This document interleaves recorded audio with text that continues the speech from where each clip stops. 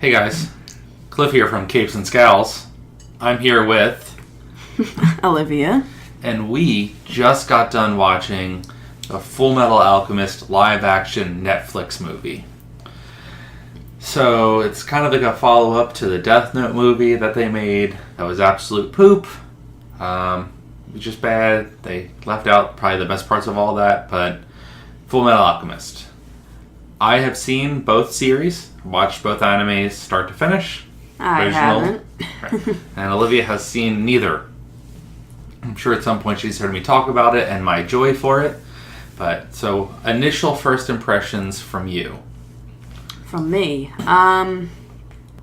Obviously it feels rushed, but it's understandable because, you know, they condensed a whole TV series into one movie.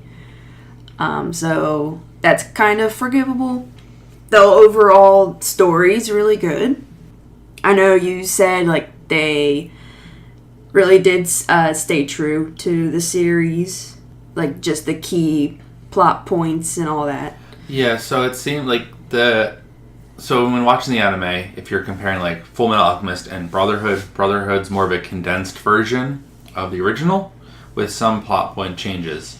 But it stays true to, like, the key tone, but removes a lot of the additional storylines that took place throughout the show. So there's a lot of additional lines that, like, as someone that's watched it, like, oh, they mentioned that. So, like, the Ishvalan Civil War is a really, really important storyline that takes part in the anime. Okay. They mentioned that, like, once. Right. It was, like, in passing. Like, it was just whatever. Yeah. Right. And they played up some other things to, like, have it last longer than it did in the anime. But that's, you know, again, forgivable, like you said, because the anime is 5 seasons. Mm-hmm. And you're condensing 5 seasons into a 2-hour movie. So a lot of stuff has to get cut out. Yeah. So for me, in general, I found it enjoyable. I could get past a lot of the, you know, like, stuff that they cut out, because they made nods to a lot of stuff. Okay. But someone like me wouldn't pick up on that, but I was kind of picking up on some of the stuff. I feel like, they probably explained that more in the series, but it was just, I guess in general, I felt like they explained, you know, the bigger story pretty well. Right, so, like, the ending is different than how the anime ends. Okay. But depending on which anime you watch, changes the ending. And, like, they left out... for this one, I don't know if I'm giving away anything. I'll just say spoiler right here. They left the ending open-ended. Like... Right. Like, there would be a second one. Right, so in the Brotherhood version, which is, like, the more condensed version, it ends... Spoiler alert, if you haven't watched it, stop now. And I recommend you watch it because it's fantastic. It's easily it's my favorite anime because of the amount of story detail that goes into it and, like, more of, like, the themes that they hit. Like, a lot of people when they think anime, they think, oh, it's a childish, silly cartoon. There's a lot of, like, adult themes that run through this. Yeah. And there's more in the anime than in the show. So, like, if you picked up on stuff watching this, they're like, wow, that was, like, deep. Like, deeper than I was expecting. The anime takes that way farther. Way farther. Like, if you think anime is just, like, a silly, dumb thing, and it's not really yours, and somebody forced you to watch this. Yeah. I think if you watch Full Metal Alchemist, subtracting the filler episodes, which are always silly and dumb, you'll have a different perspective on what anime can be. Mm-hmm. And by show, you meant the movie. Like, the anime's different than a show. Yeah, or yeah. the movie. The okay. movie. So, like... But, yeah, being, like, a person that's, like... I haven't really watched a whole lot of anime at all. You've been in the room while I've watched some. That's as close as I've come. I've thumbed through a manga. That's about it. Right. That's as close as I've come. I've heard that there's this movie called Spirited Away that everyone raves about. I think that falls along the similar lines of, like, that's something you have to see, and it goes really deep. Yeah, and I'm drawing straws at what his name is now, but everything that he's put out is sort of like that, where it's like, okay, you're not a fan of anime, but, like, it hits on topics and notes and themes that just as a movie watcher you would enjoy. Just because of the storytelling's so good. Right. So, like, how I feel about, like, a lot of the Marvel films. Like, you don't have to be a superhero fanboy or fangirl to enjoy some of these films. Because, they present it in a way that anybody can enjoy it. Right. You don't need any prior knowledge to going to see a Marvel film. Because most people, just by living, know who Iron Man is. Know who Spider-Man is. Like, just by existing, you've unknowingly picked up the information that lets you know what you need. So, like, I guess, like, a question I'm going to save for later, what I'll give you now is, having watched this movie, do you have interest in ever watching the anime series? Yeah. Like, to see how it expands the story? Yeah. I feel like maybe the downfall I have is that now I know what's going to happen, but I don't know if that would take away from my experience of watching the series. So some of the stuff that happened in the movie does happen in the anime. But so if you, comparatively, I would say you got 10% of the story and you're missing 90%. Oh, like that much? Yeah, they picked just the, like, exceptionally key plot point to fit what they needed to do to get the beginning, middle, and end of a movie. Okay. There are many, many very important characters that are not in this. That like will change your opinions on how things happen, give you more insight on why people act the way they do, and delve further into, like, relationships between characters. Yeah. So, like, it'll give you a lot more information. And then you'll get to see, like, oh, well, this is where they did that. And, like, sometimes I get it. Again, you're talking, like, turning 60 episodes into a 2-hour movie. Yeah. Stuff has to get cut. Otherwise, you're going to have a movie that's as long as the 60 episodes of anime. Yeah. And most people wouldn't sit through a 10-hour long movie or a 12-hour long movie. No, you might as well watch the series at that point. Exactly. So, I would say, I just realized now that, previous spoiler alert, Brotherhood ends. Do you want me to tell you how Brotherhood ends? Sure. Al gets his body back. Okay. I'm not going to tell you how. Alright. Because that's sort of like an aha moment where, like, the main overarching theme of the show gets figured out. Okay. So, like, what you'll find as, like, more of an intro into anime is there's ones that last. A lot of animes that are great are only, like, 10 or 12 episodes. And then they end because the story had beginning, middle, and end, and they didn't want to ruin it. Animes that are more, like, thought out generally have a wide overarching story that they draw out over 100 episodes. With mini themes throughout those 100, but every 4 or 5 episodes it's there's the main theme again, there's the main theme again, but everything in the middle is progressing that main story tangentially. So it's like everything works back to the main story that is taking these 50, 60, 70, 80, 90, 100 episodes to complete. So I was surprised that they kept what I feel is one of the most screwed up things I've ever witnessed on anime. Just as, like, a personal level. Like, I remember watching it originally and being, like, almost brought to tears because it's just so screwed up. I think if you watch the movie for the first time, it's maybe less so. Because, well, the particular thing we're talking about is, I don't know if I want to say, but, sorry. But, maybe... It seems like if you watch the series, you're attached to this one character a bit more since you spent more time with this one character, and now something happens to this character, like, that's totally awful and unjustified. Right. But in the anime, it gives you more of an explanation why. To where, and also the difference. Not just because, this person is seeking greatness or Right. anything. Okay. So also I feel like this is where like animation like outweighs like a live action. You can get a lot more like emotion, I feel like, through some drawings and just a portrayal of someone by how they're drawn. Okay. So that particular character comes across as a lot more odd and like offbeat than he did in this, where it's like you're initially hit with this odd feeling from them, but you're not sure what is going to be the end result.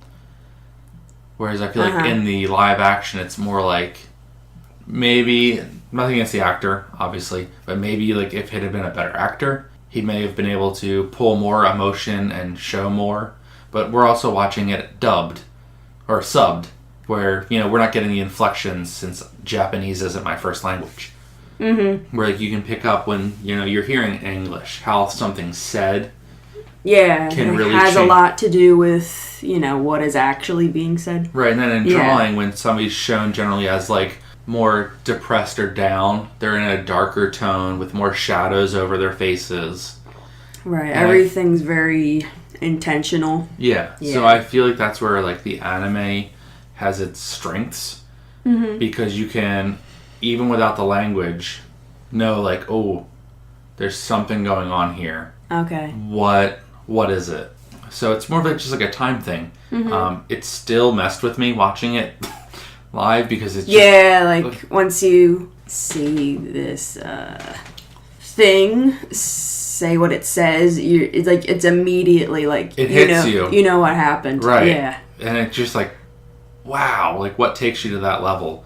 And then some of the other stuff that like changed is like it's just like more time spent with the character. So like Mustang fighting envy and Mustang fighting lust. There's more time spent there. There's more like build to it. It's more like emotional for Mustang than it was in this. Okay, so that's totally left out. Like is there like some sort of backstory? I wouldn't know. So you get more info on. So in the movie, she's never mentioned except for once as Lieutenant, but she's in all these scenes. She's always there with Mustang or in the room. She's just Lieutenant. Yeah. So like, you know she's important because she's in all these scenes. You don't have just a generic background actor in 50% of the movie if they're not important. Yeah. Like, they never gave her a name. Right. That's Lieutenant Hawkeye, and she and Mustang are like tight knit, like emotionally attached to each other.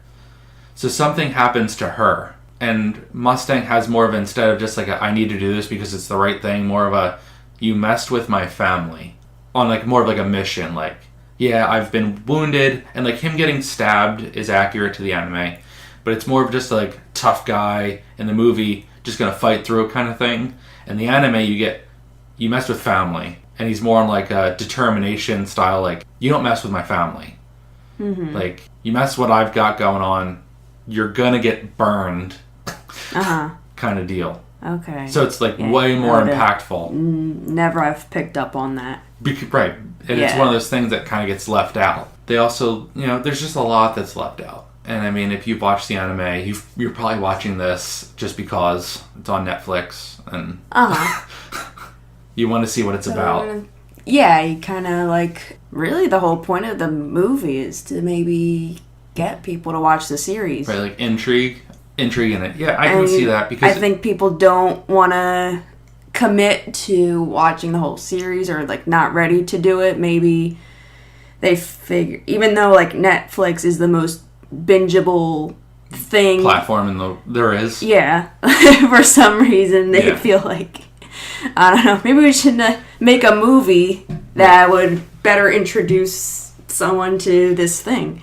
And I feel like it did a pretty decent job, like, introducing you to things. One of the things that, like, also hits me is, speaking to people who have watched it, so spoiler, Maze Hughes' death. In the anime, it hits you harder because you see the initial transformation into his wife, and their daughter's already alive. Like, they've had their child. She's Okay. like 3. And Maze is like one of my favorite characters in the anime because he's like super smart, like picks up on things, but he's like quirky and silly. But if you ever bring up his child, he turns into like a puddle of goo that just gushes about how wonderful he is, how wonderful she is, and how much he loves her. And like all that intelligence and like detective, side of him just gets pushed aside, and it's just, oh my god, you want to talk about my daughter. And like that's all that matters to him. Yeah. And interesting, like the actor that they cast to play as him looks so similar to how he is drawn in the anime. It's ridiculous. So like I feel like they did a pretty That's good job. nice when that happens. Like you really want, if you know something, like say it's a book or a cartoon turns into a live action film, like you really want that character to look how they're supposed to. Right. And the interesting part about that though is the anime, the characters are drawn more American looking than Asian. It's not really traditional like anime style. No, they're everyone just, it looks more like traditional, like Anglo-Saxon.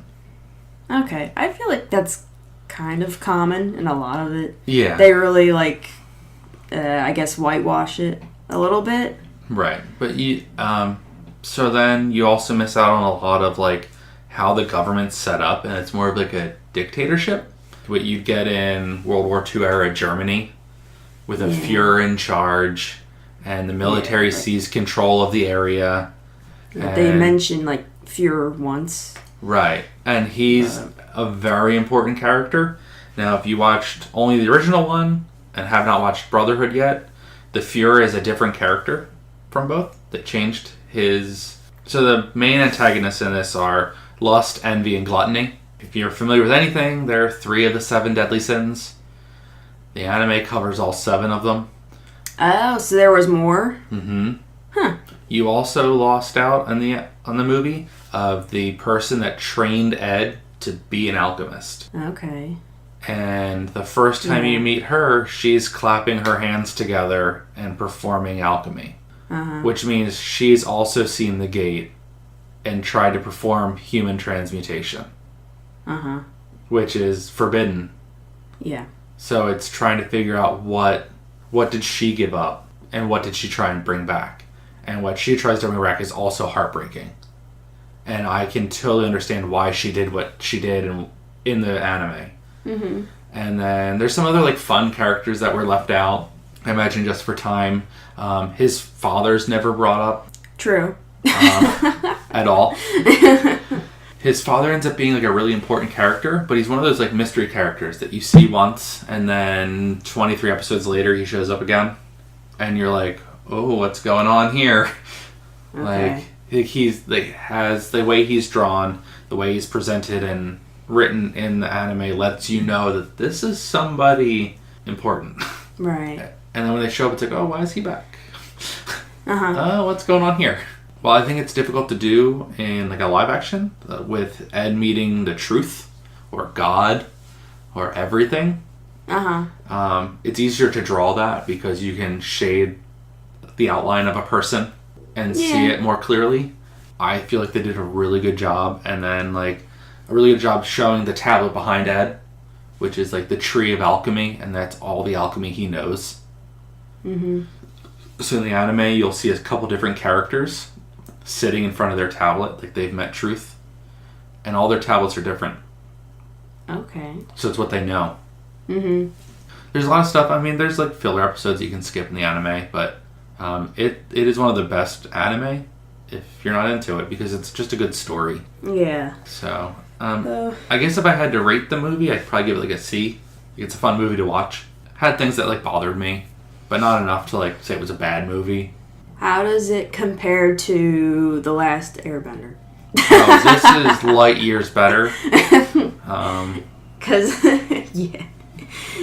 If you understand that whole thing, yeah. So this is way more true to the story, and they're not making stuff up, and it's not horribly paced. So then where, like, The Last Airbender isn't a traditional anime, it's actually American. Yeah, it's more... But, I mean, so as far as, like, non-traditional anime go, if you haven't watched Airbender, you're missing out. Like, I don't care how old you are. If you have kids, force them to watch it because you'll have more fun watching it than they will. Everything about that's fantastic and perfect. Mm-hmm. Don't ever watch the movie. Because it'll just make you angrier than you ever thought possible. Yeah. And then after you've watched that, you should watch Korra because it's like comparing John Wick episode or movie 1 to movie 2. You like 1 and 1A. Like they're both fantastic and amazing and need to be watched. But that's a totally different topic that we can discuss later. True. So to recap, you've now developed an interest in watching either Full Metal Alchemist or Full Metal Alchemist Brotherhood. Similar stories. Yeah, if that was their goal, I guess they accomplished it.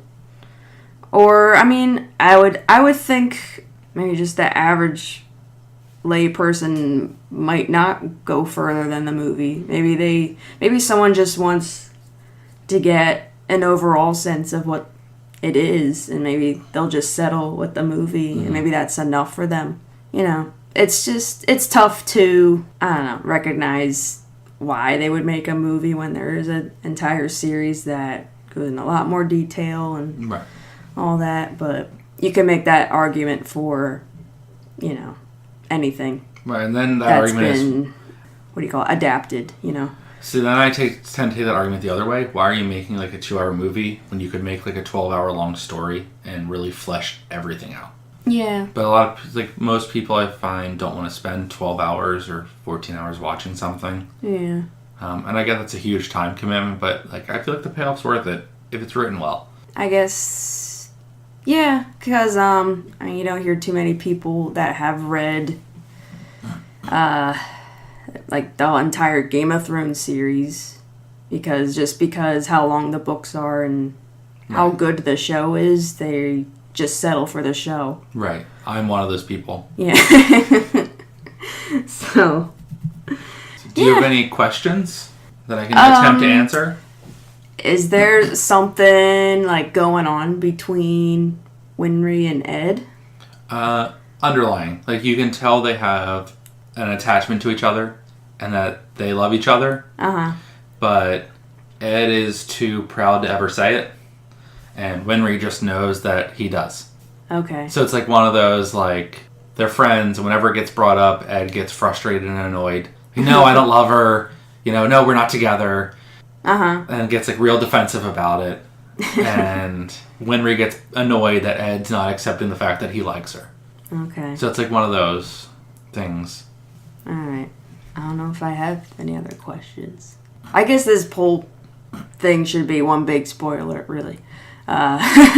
Anything you wanted to add?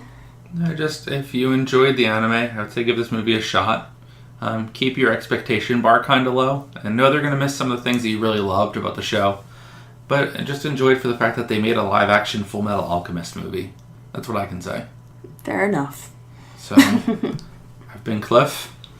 You have been Cliff? What? Okay. Well, I've been Olivia. And you can reach me on Twitter at HyperHippo. And if you want us to do more of these, let me know. Let us know what you want us to watch and talk about. Yeah. You can find me at Swahili Love on Twitter. And Instagram, right? And at La Civil Okra on Instagram, but there's a link to that on my Twitter. So it's just easier to just go to my Twitter. So, hope you guys enjoyed this, and have a good night. Bye.